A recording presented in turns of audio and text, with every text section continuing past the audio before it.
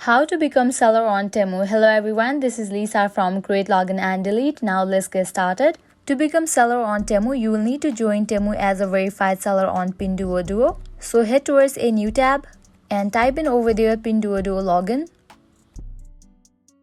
Now open this very first website link, kuajing.pinduoduo.com. Open it. And you're gonna land to this kind of page. Now here you have to change the language to the English.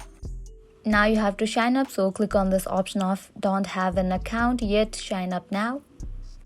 Firstly, type in your phone number and then set password for your account. In the third column, you will need to enter the 6-digit verification code that you will receive in the phone number that you have just entered, and then you can click on this option of register after you are done. After you click on register, you will land to the next page where you have to complete the merchant registration. That includes all of your details, including your ID verification.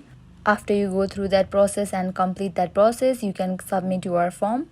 Temu will take about 1 week for the verification approval, and then after your account is approved by Temu, your account will be created and then you will be able to sell different products in the Temu marketplace.